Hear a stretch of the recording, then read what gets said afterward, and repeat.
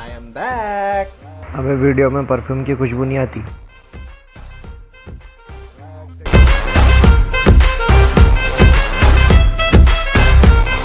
तो चलिए शुरू करते हैं। आज का हमारा जो पहला चैप्टर है, पहला चैप्टर जैसा कि मैंने आपको सिलेबस बताते टाइम बताया था कि सबसे पहले हमें इतिहास में पढ़ना होता है उसके सोर्सेज, यानी कि हमें इतिहास के बारे में जानकारी कहाँ से प्राप्त हो रही है उसके बारे में हमें जानना होता है। तो देखिए जो हमारे सोर्सेज होते हैं वो दो प्रकार के होते हैं। यहाँ आप चित्र में, यहाँ डायग्राम में आप देख सकते हैं स्रोत जो हैं हमारे वो दो तरीके के होते हैं। एक होते हैं आपके पुरातात्विक और दूसरे होते हैं आपके साहित्यिक।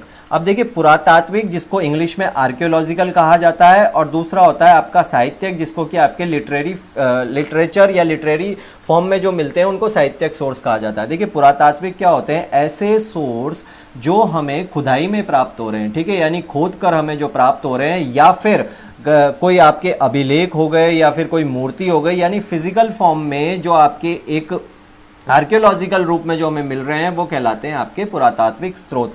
आज हम पुरातात्विक स्रोतों को ही पढ़ेंगे। और साहित्यिक सोर्स वे होते हैं जो हमें एक डॉक्यूमेंट्स के रूप में प्राप्त होते हैं, चाहे वो कोई बुक हो सकती है, जो विदेशी हमारे यहाँ पर आए थे उन विदेशियों के वृत्तांत हो सकते हैं, ये सारे कहलाते हैं आपके साहित्यिक स्रोत।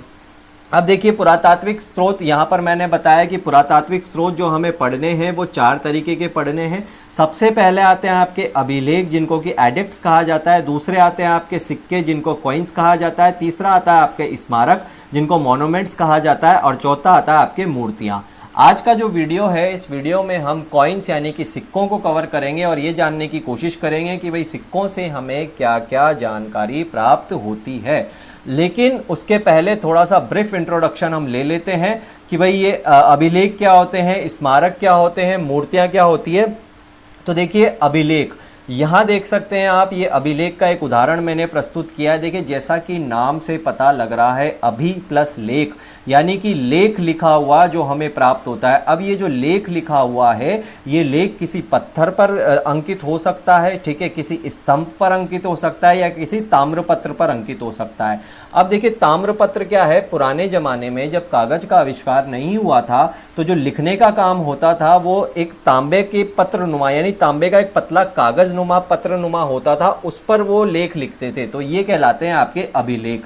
यहाँ जो अभिलेख आप देख रहे हैं, ये अभिलेख एक पत्थर पर लिखा हुआ है, तो इसको कहते हैं आपके शिलालेख। एक होता है आपका स्तंभ लेख, जो आपके मंदिर होते हैं या फिर कोई आपका किला है, उस पर जो स्तंभ बनाया गया है वहाँ पर भी कुछ चीज़ें अंकित की जाती थी, तो ये सारे कहलाते हैं आपके अभिलेख, ठीक है। आगे देखिए स्मारक जिनको कि मोनूमेंट्स कहा जाता है।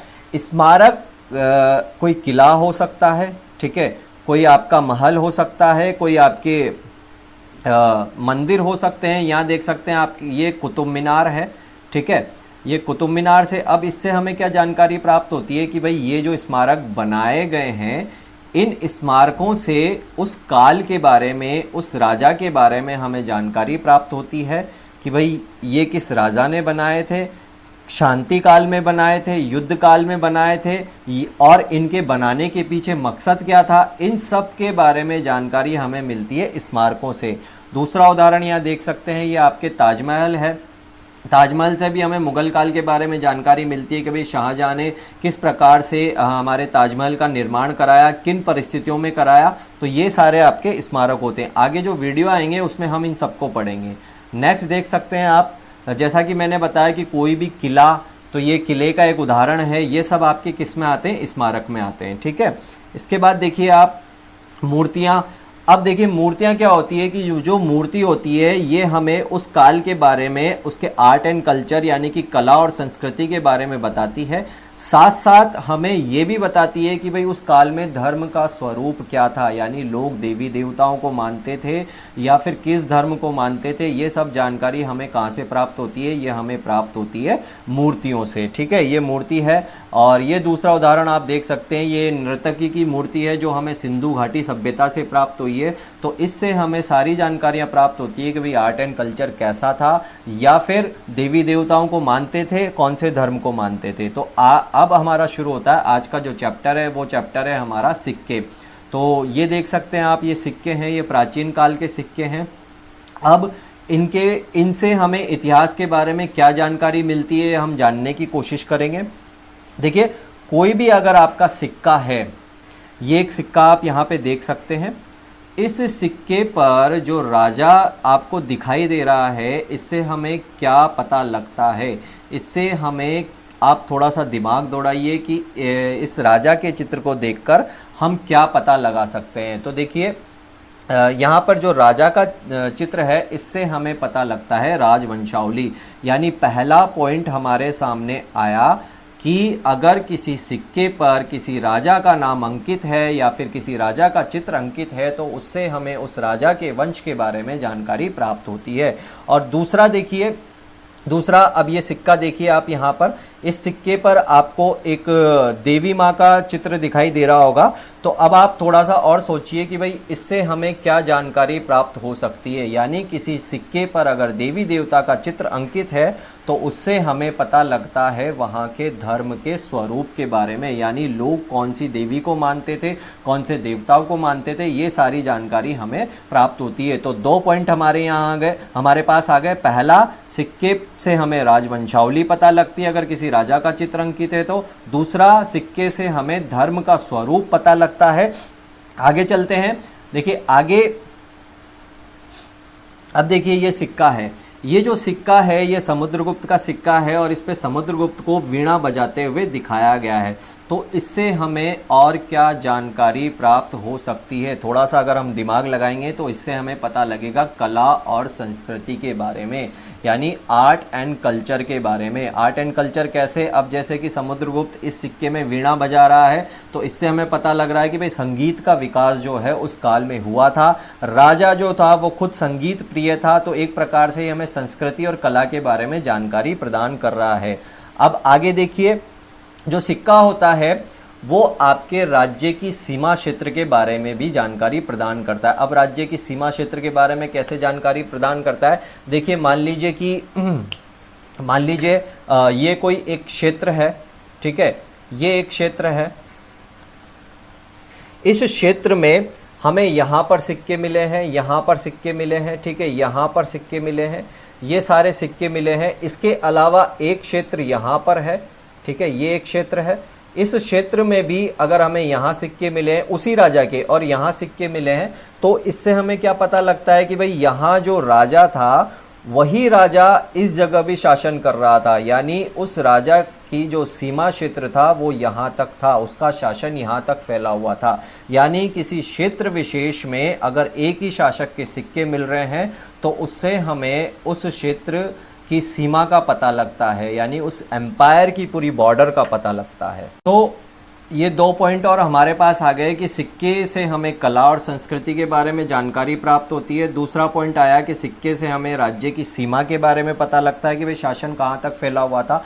आगे देखते हैं हमें सिक्कों से क्या क्या जानकारी प्राप्त होती है। देखिए किसी क्षेत्र विशेष में अगर हमें सिक्के बहुत ज़्यादा क्वांटिटी में मिले हैं, यानी कि बहुत सारी संख्या में मिले हैं, तो उससे हमें ये बात पता लगती है कि भाई ये जो राज्य था, इसकी जो शासन व्यवस्था थी, इसकी जो अर्थव्यवस्था थी शासन में, वो बहुत ज़्यादा सुदृढ़ स्थिति में थी। सिक्कों का ज़्यादा मिलना यानी कि सुदृढ़ अर्थव्यवस्था। वहीं इसके उलट अगर कम संख्या में सिक्के मिले हैं तो हमें क्या जानकारी प्राप्त होती है कि भाई जो अर्थव्यवस्था थी उसका पतन हो चुका था। तो कुल मिलाकर हमारे पास 6 पॉइंट आए। 6 पॉइंट हमें पता लग रहे हैं किसी भी सिक्के के द्वारा। पहला हमें पता लग रहा है उस राजा का नाम यानी कि राजवंशावली। दूसरा हमें पता लग रहा है कि वहाँ पर धर्म का स्वरूप क्या था। तीसरा हमें पता लग रहा है वहाँ की कला और संस्कृति के बारे में। और चौथा हमें पता लग रहा है उस राज्य की सीमा के बारे में। और पांचवा और छठा पॉइंट ये बताता है कि भाई अगर सिक्के ज़्यादा संख्या में प्राप्त हुए हैं तो वहाँ पर वहाँ की अर्थव्यवस्था बहुत अच्छी स्थिति में थी, और अगर वहाँ पर सिक्के बहुत कम संख्या में प्राप्त हुए हैं तो वहाँ अर्थव्यवस्था पतन की ओर अग्रसर थी। तो ये 6 पॉइंट हमें पता लगे हैं। अब देखिए इसको लिखना कैसे होता है या फिर क्वेश्चन कैसे आता है। यहाँ पर आप पढ़ सकते हैं, सिक्कों के आधार पर इतिहास लेखन का क्या महत्व है। देखिए अब सिक्कों से हमें क्या क्या जानकारी प्राप्त हो रही है ये मैंने आपको बता दिया, लेकिन सिक्कों से इतिहास लेखन में हमें क्या क्या इम्पोर्टेंस है या उनका लेखन में, इतिहास लेखन में क्या योगदान है, ये हम यहाँ पर पढ़ेंगे। और कैसे लिखना है ये आप देख सकते हैं। यहाँ पर पढ़िए, प्राचीन भारत के अध्ययन के स्रोत के रूप में सिक्कों का महत्व हाल के कुछ दशकों में ही स्थापित हुआ है। सिक्कों के अध्ययन को मुद्रा शास्त्र, इंग्लिश में इसको न्यूमिस्मेटिक्स कहते हैं। देखिए, जैसा कि मैंने आपको बताया कि मुद्रा शास्त्र यानी कि न्यूमिस्मेटिक इसको कहा जाता है। प्राचीन भारत की मुद्राएं आर्थिक, राजनैतिक और सामाजिक जीवन की झलक प्रस्तुत करती है। उदाहरण के रूप में किसी क्षेत्र विशेष में मुद्राओं का पाया जाना संबंधित राज्य की सीमा बताता है। फिर उस पर अंकित राजाओं के नाम वंशावलियों को स्पष्ट करते हैं। उसी प्रकार उस पर अंकित किसी देवता का चित्र धार्मिक मनोभावों पर प्रकाश डालता है। मुद्राओं की अत्यधिक उपलब्धता आर्थिक समृद्धि की ओर संकेत करती है। यानी इस पैराग्राफ में वही सारी चीज़ें मैंने बताई। सबसे पहले हमने इसका एक इंट्रोडक्शन दिया है। इस इंट्रोडक्शन में हमने बताया कि भाई सिक्कों का जो महत्व है वो हाल ही के कुछ दशकों में स्थापित हुआ है और इससे सिक्कों से हमें आर्थिक, सामाजिक और सांस्कृतिक जीवन के बारे में पता लगता है। फिर वही चीज़ हमने बताई कि इससे राजा की वंशावली पता लगती है, ठीक है, और किसी देवता का चित्र अंकित है तो धर्म के स्वरूप के बारे में पता लगता है, और अगर सिक्कों की अत्यधिक उपलब्धता है तो वहाँ की आर्थिक समृद्धि के बारे में हमें जानकारी प्राप्त होती है। ये देखिए, जो इंग्लिश मीडियम वाले हैं उनके लिए भी मैंने इसको ट्रांसलेट करके लिखा है, आप स्क्रीनशॉट लेकर इसको देख सकते हैं। आगे बढ़ते हैं। तथा मुद्राओं की अनुपस्थिति मुद्रा अर्थव्यवस्था के पतन को दर्शाती है। प्राचीन भारत में प्रयुक्त आरंभिक नियमित सिक्के आहत या पंचमार्क सिक्के थे। यह सिक्के आर्थिक, सामाजिक जीवन पर तो प्रकाश डालते थे किंतु राजनीतिक जीवन पर नहीं। अब देखिए, जो मैंने आपको 6 पॉइंट बताया वो 6 पॉइंट ऊपर वाले पैराग्राफ में लिखे हुए हैं। अब थोड़ा सा हम इनका इंट्रोडक्शन लेते हैं। इसमें देखिए क्या लिखा हुआ है कि जो प्राचीन भारत के सिक्के थे उनको पंचमार्क या आहत सिक्के कहा जाता था। अब ये प्राचीन आहत सिक्के क्या थे अभी आप डायग्राम में देखेंगे, उसके पहले इसको पढ़ लेते हैं। इंडो ग्रीक शासकों ने भारत में सिक्कों को राजनीतिक जीवन से भी जोड़ दिया, क्योंकि अब राजाओं के नाम सिक्कों पर खुदे जाने लगे। यही वजह है कि योद्धे व मालव शासक, पंजाब के मित्र शासक इत्यादि के विषय में सूचना हमें केवल सिक्कों से प्राप्त होती है। ठीक है, तो ये इसमें इस पैराग्राफ में इतना सा बताया गया, जो हमारे भारत में जो सिक्के चला करते थे वो सिक्के आहत सिक्के कहलाते थे। इस पर केवल क्या होता था, आपके सामाजिक आर्थिक जीवन के बारे में इनसे पता लगता था, लेकिन इन पर राजाओं के नाम नहीं होते थे। अब क्या हुआ कि जो इंडो ग्रीक शासक थे जब वो भारत आए तो उन्होंने अपने नाम उन सिक्कों पर गुदवाना शुरू किया। तो इस प्रकार से हमें ये पता लगना शुरू हुआ कि भाई ये जो सिक्के हैं ये कौन से शासक के हैं। आगे देखते हैं। देखिए, ये इंग्लिश मीडियम वालों के लिए मैंने लिखा है, स्क्रीनशॉट आप ले सकते हैं। तो ये देखिए आगे, गुप्त काल के सिक्के आर्थिक तथा राजनीतिक जीवन पर प्रकाश डालने के साथ साथ इस काल की कलात्मक अभिरुचि को भी दर्शाते हैं। जैसा कि मैंने आपको शुरू में बताया था समुद्रगुप्त का सिक्का, तो उस सिक्के से हमें ये पता लग रहा था कि भाई इस एरा में यानी इस काल में कला और संस्कृति कैसी थी। ये यहाँ पर जो चांदी के सिक्के देख रहे हैं आप, ये वाले ये प्राचीन आहत सिक्के हैं, ठीक है, और ये यहाँ पर भी आप सिक्के देख सकते हैं और ये सिक्के देख सकते हैं, ठीक है। तो प्राचीन आहत सिक्के ये किसी एक निश्चित रूप में नहीं हुआ करते थे, यहाँ पर देख सकते हैं आप, और ये चांदी के हुआ करते थे। आगे देखिए, अब थोड़ा सा क्या है कि हमें जो भी आंसर लिखना होता है यूपीएससी में वो थोड़ा पॉजिटिव, थोड़ा नेगेटिव और फिर उसको बैलेंस करके लिखना होता है। ऐसा नहीं है कि सिक्कों के बारे में हम सारी बातें पॉजिटिव लिख देंगे कि भाई ये जो इतिहास के स्रोत के बहुत अच्छे, इतिहास जानने के स्रोत के रूप में बहुत अच्छे साधन है, ऐसा नहीं है। हमें थोड़ा बहुत इसमें नेगेटिव भी लिखना होगा। अब वो नेगेटिव क्या है कि फिर भी अध्ययन के स्रोत के रूप में इन सिक्कों की अपनी एक सीमा है, क्योंकि ये सिक्के सभी काल में प्राप्त नहीं हुए हैं। दूसरा, आर्थिक जीवन के अध्ययन के लिए इनका पूरा भरपूर उपयोग नहीं हो पाया। इन सब के बावजूद भी अध्ययन के स्रोत के रूप में सिक्कों की संभावनाओं ने नए द्वार खोल दिए हैं। अब थोड़ा सा हमने नेगेटिव इसमें क्या बताया, हमने नेगेटिव इसमें ये बताया कि भाई ये जो सिक्के हैं ये सिक्के सभी काल में प्राप्त नहीं हुए हैं। जैसे कि अगर कोई, जैसे मौर्य काल चल रहा है, गुप्त काल चल रहा है, इनके बीच में भी अगर किसी राजाओं का काल आया तो उस काल में हमें कई जगह पर सिक्के प्राप्त नहीं हुए। तो इससे हम पूरा का पूरा इतिहास लेखन केवल सिक्कों के माध्यम से नहीं लिख सकते हैं, ठीक है। और ये इंग्लिश मीडियम वालों के लिए मैंने लिखा हुआ है, यहाँ देख सकते हैं आप। तो देखिए, ये सब कुछ आज का आपका पूरा चैप्टर हो चुका है सिक्कों का। अगला जो चैप्टर आएगा वो अभिलेख का आएगा। तो आज के लिए बस इतना ही। आई होप आपको सब कुछ समझ में आया होगा, और नहीं भी आया होगा तो आप मेरा क्या ही कर लोगे यार। तो तब तक के लिए गुड बाय, शब्बा खैर, ध्यान रखिए अपना, अपने पड़ोसियों का, और हाँ, अपनी पड़ोसन का। Bye bye.